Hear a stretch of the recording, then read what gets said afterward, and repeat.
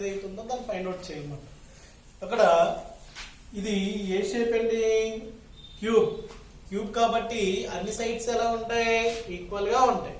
ఈ cube length ఏదైతే ఉంటుందో ఆ క్యూబ్ లెంత్ వచ్చి ఎంత అనుకుందాం అంటే ఈ సైడ్ లెంత్ వచ్చి ఏ అనుకుందాం. అంటమ్మా ఏ అనుకున్నట్లయితే ఇక్కడ ఇది స్పియర్ కదా, ఇక్కడ నుంచి ఇక్కడికి ఉన్నటువంటి డిస్టెన్స్ ఏదైతే ఉందో దాన్ని ఏమంటాం మనం? రేడియస్ అంటాం. ఏమంటాం అండి? రేడియస్ అంటాం. దీన్ని ఆర్ అనేటువంటిది లెటర్తో ఇండికేట్ చేస్తుంది. ఇక్కడ నుంచి ఇది ఆర్, ఇక్కడ నుంచి ఇది ఆర్ అయినట్లయితే ఈ యొక్క మొత్తం ఫుల్ లెంత్ ఏదైతే ఉందో అది దేనికి సమానం అయింది? హియర్ ఏ ఈక్వల్ టు ఎంత వచ్చిందమ్మా? 2r వచ్చింది. ఏ ఈక్వల్ టు ఎంత వచ్చిందండి? 2r వచ్చింది. ఎలాగా? Here R plus R equal to ఎంత వచ్చింది? 2r వచ్చింది. 2r వచ్చినట్లయితే మనకి ఈ సైడ్ ఏదైతే ఉందో ఆ సైడ్ వచ్చింది. ఇప్పుడు దీన్ని బట్టి ఇక్కడ నెంబర్ ఆఫ్ ఆటమ్స్ ఎన్ని ఉన్నాయి? ఇక్కడ ప్రిమిటివ్ యూనిట్ సెల్ కాబట్టి మనం క్యాలిక్యులేట్ చేసామండి ఆల్రెడీ. ఎన్ని వచ్చినాయి ఆటమ్స్ సైడ్? ఇది కూడా ఎన్ని వచ్చినాయి? 1 వచ్చింది. ఆ 1 కూడా ఎక్కడి నుంచి వచ్చినాయి అమ్మా? 8 కార్నర్స్ నుంచి 1/8 మనకు వచ్చింది కాబట్టి మొత్తం అంతా యాడ్ చేసినట్లయితే 1కి సమానమైంది. అంటే మొత్తం దీంట్లో ఉన్నటువంటి కన్స్టిట్యూయెంట్ పార్టికల్స్ ఎన్ని ఉంటాయి? 1 ఉంటది. అంటే volume occupied by the 1 atom by volume of the unit cell.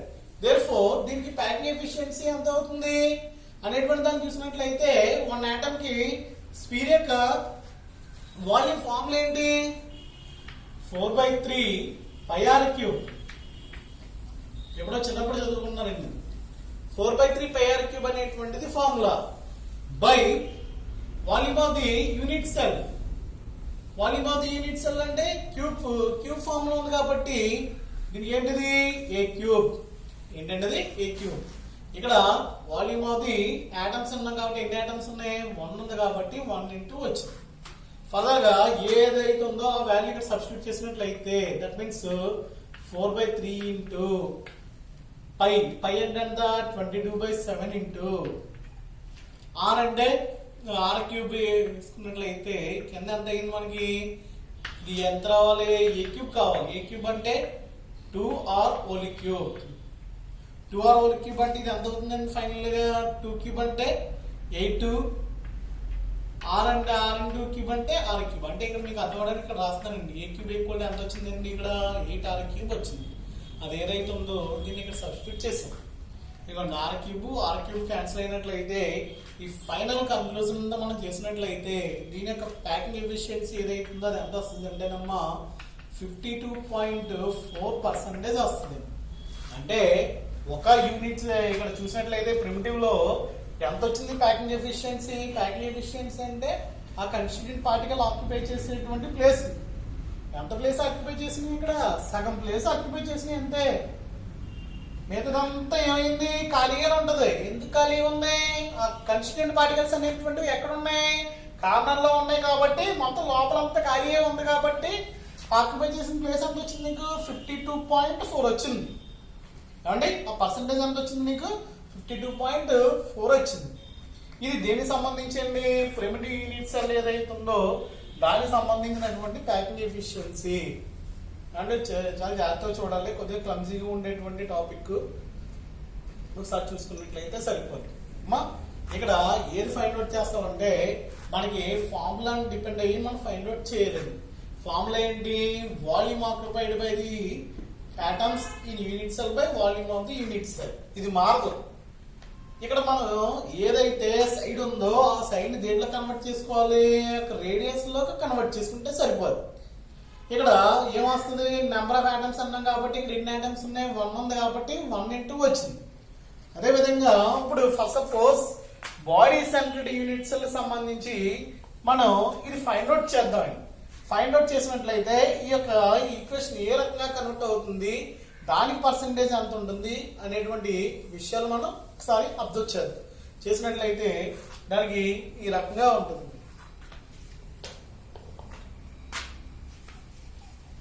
ఆ డయాగ్రామ్ వచ్చి చాలా జాగ్రత్తగా వేసుకోవాలండి. వేసుకుంటే సరిపోతుంది. ఇదిగో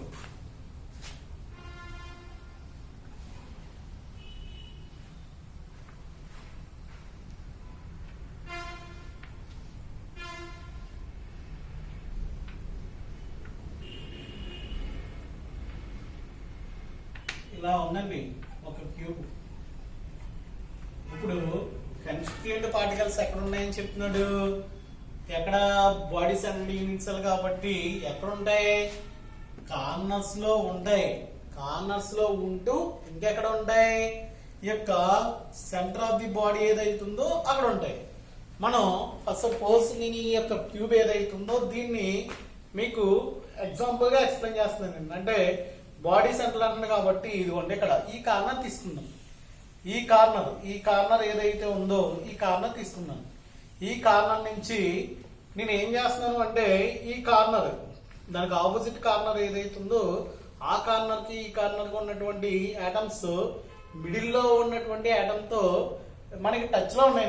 ఫస్ట్ సపోజ్ ఇదిగోండి ఈ కార్నర్ ఇలా మీకు అర్థం అవడానికి ఇది తీసుకున్నట్లయితే ఫస్ట్ సపోజ్ నేమింగ్ ఇచ్చినట్లయితే ఇదిగో ఏ బి సి డి ఈ ఎఫ్ జి హెచ్ ఇలా నేమింగ్ ఇచ్చాను. ఇప్పుడు ఇచ్చిన తర్వాత మనకి ఇదిగో బాడీ సెంటర్ అంటే ఇక్కడ బాడీలో ఒకటి ఉంది. సెంటర్ ఆఫ్ ది బాడీ ఏదైతే ఉందో దాంట్లో ఒక కన్స్టిట్యూయెంట్ పార్టికల్ ఉందండి. ఇలా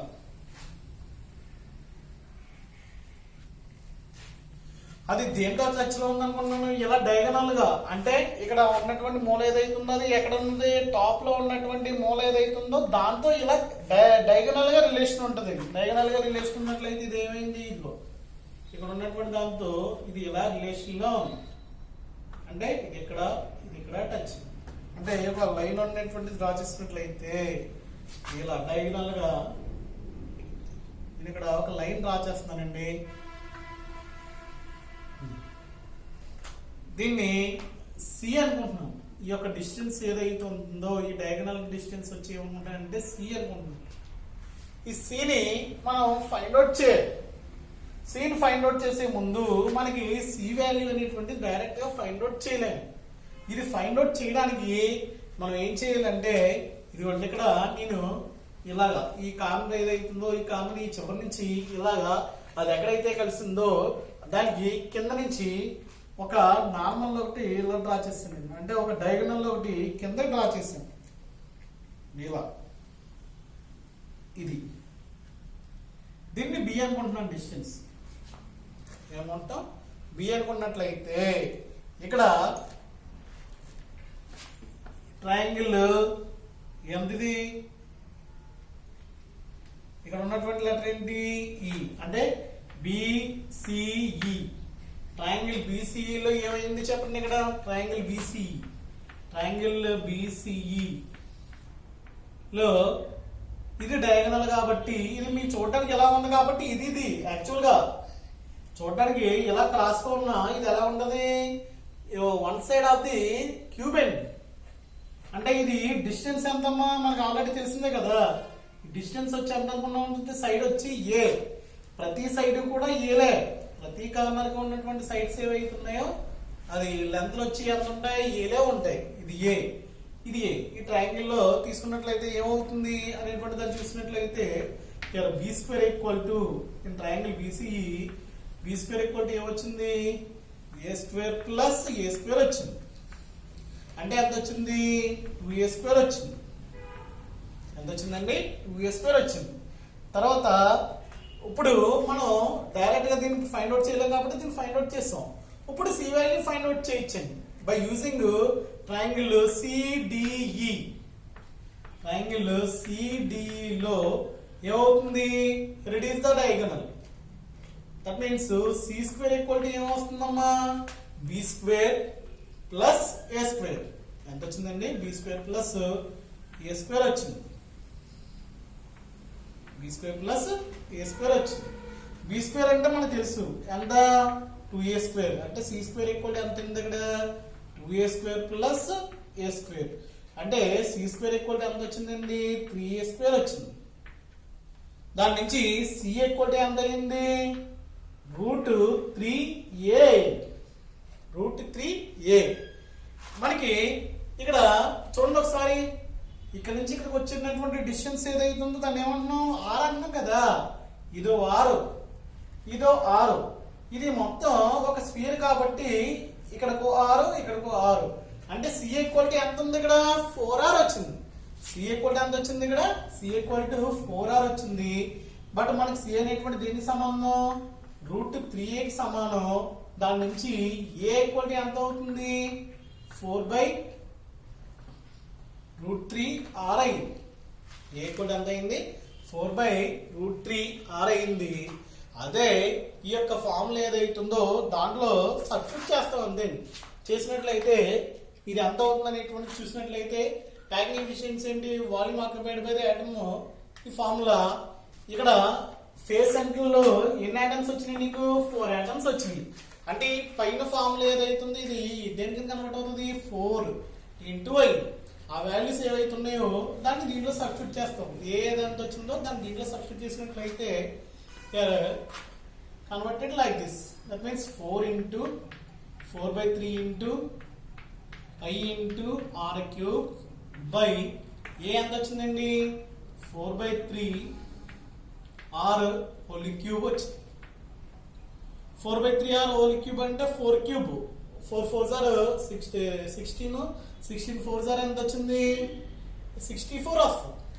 ఇది ఫైనల్ ఆన్సర్ చేసినట్లయితే 4 × 4/3 × I × r cube బై కింద ఎంత వస్తుంది 64/√3 × √3 అంటే √3 హోల్ క్యూబ్ అంటే ఎంత ఇది √3 × √3 × √3 √3 × √3 3 × √3 వచ్చింది. అంటే ఇదంతా 3√3 r క్యూబ్ వచ్చింది. r క్యూబ్ క్యాన్సిల్ అయినట్లయితే ఇది అంత వాల్యూ. ఈ వాల్యూ ఏదైతే ఉందో దాన్ని మొత్తం ఫైనల్ కంక్లూజన్ చేసినట్లయితే ద పర్సంటేజ్ ఇస్ 68% వస్తుంది అంటే. ఎంత వచ్చిందండి పర్సంటేజ్ 68% వస్తుంది. చూడండి ఎందుకు పెరిగింది ఇక్కడ 68% అనేటువంటి దాన్ని చూసినట్లయితే ఇక్కడ ఫేస్ సెంటర్డ్ ఏదైతే ఉందో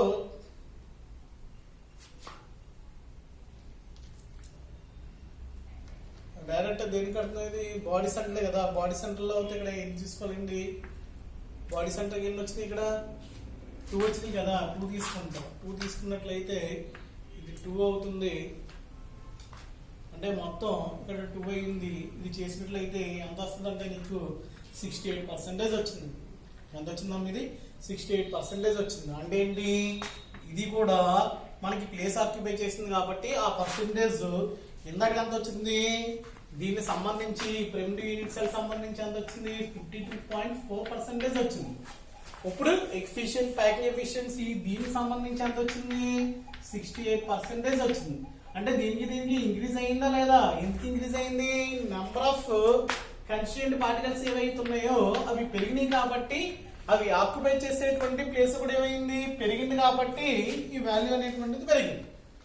అండ్ ఫైనల్ వన్ అండి that is face centred cubic unit cell ఏదైతే ఉందో దానికి సంబంధించి ఈ యొక్క ప్యాకింగ్ ఎఫిషియన్సీని ఫైండ్ అవుట్ చేయాలి. ఫైండ్ అవుట్ చేయడానికి ఈ డయాగ్రామ్ ఎలా తీసుకోవాలో చూద్దాం.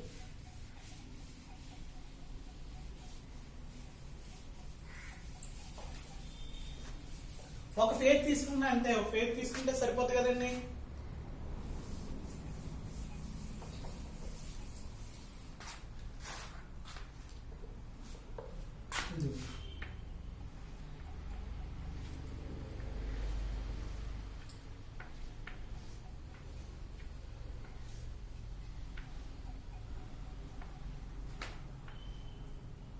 ఇలాగా క్యూబ్ తీసుకున్నప్పుడు పేర్లు పెట్టుకున్నట్లయితే ఏ బి సి డి ఈ ఎఫ్ జి హెచ్ మన ఇష్టం వచ్చినట్టు పెట్టుకోవచ్చు. ఇప్పుడు నేను ఏం చేస్తానంటే ఈ ఫేస్ ఏదైతే ఉందో ఆ ఫేస్ సంబంధించి తీసుకుంటున్నాను. నెక్స్ట్ మనకి కన్వీనియంట్ గా ఉండేలాగా ఈ ఫేస్ ఇది ఫ్రంట్ ఫేస్ ఏదైతే ఉందో అవి ఒకదానితోటి టచ్ లేండి. ఎలాగా ఇదిగోండి కార్నర్ ఇది ఇక్కడ కార్నర్ ఇదిగో